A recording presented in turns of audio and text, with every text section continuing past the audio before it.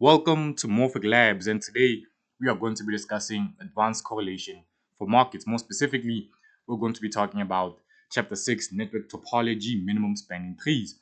But before we get into that, do me a favor, hit the subscribe button if you want to keep up with more content like this. I would greatly appreciate your support. And if you're interested in increasing your market intelligence, which if you're into trading or markets in any capacity, you should be interested in increasing your market intelligence.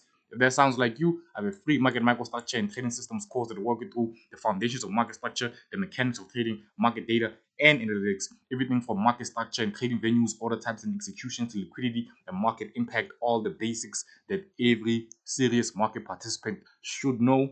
Plus, if you're into looking at markets from different angles, I also have a free advanced market aggregation course that will walk you through advanced price-based aggregation, volatility-driven aggregation, information theoretic aggregation, order flow and microstructure aggregation, event-driven and hybrid methods, plus implementation and selection criteria so you can pick the most optimal aggregator for your specific use case. If you found that interesting, the links are in the description. Just sign up to be a free member and you'll have both of these resources all to yourself for free. Now, let's get into it. Chapter 6 Network Topology Minimum Spanning Trees. The correlation structure of financial markets can be represented as a network, where nodes correspond to assets and edge weights represent some function of pairwise correlation. Reference 21 introduced the use of minimum spanning trees to extract the hierarchical structure of financial markets, providing a parsimonious representation of the n times n difference 1 over 2 pairwise relationships. Given a correlation matrix C, define the distance matrix D sub ij equals the square root of 2 times 1 difference P sub ij. The MST, or the minimum spanning tree, is the subgraph connecting all n nodes with n difference 1 edges, such that the total distance is minimized.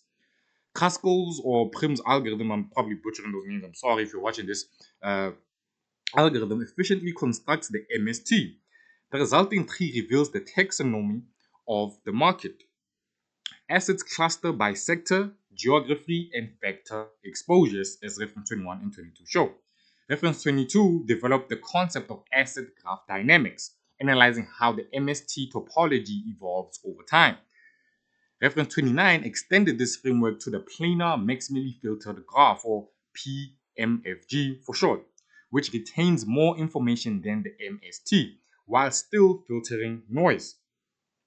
The planar maximally filtered graph is a subgraph of the correlation network that is planar, i.e. can be drawn on a plane without edge crossing, and maximizes the sum of retained edge weights, right? And over here, we have market application of this form of correlation. And as you can see, during the COVID-19 pandemic, a minimum spanning tree analysis of the Polish stock market revealed a shift from distributed topology to a star-like structure centered on KGHM, copper miner, right? It's a copper miner company, right?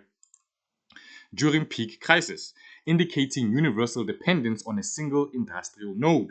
The total minimum spanning tree distance decreased from 23.3 to 19.3, signaling market-wide correlation spike.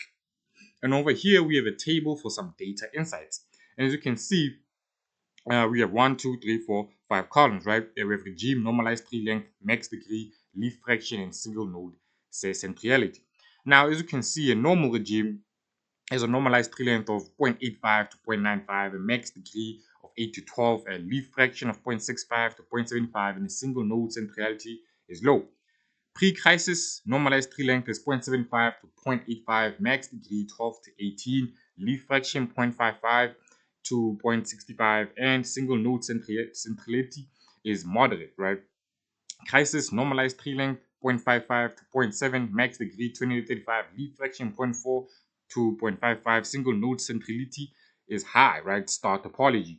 Recovery 0.70 to 0.80, max degree of 15 to 22, leaf fraction of 0.5 to 0.6, and a single node centrality is moderate, right? And the advantages of this type of correlation are intuitive visualization of market structure. Number 2, identify systematically important nodes. Number 3, robust to noise via filtering. And number 4, tracks structural evolution over time.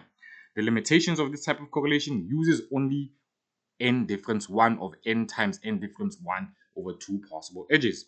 Number 2, sensitive to the metric choice D sub ij.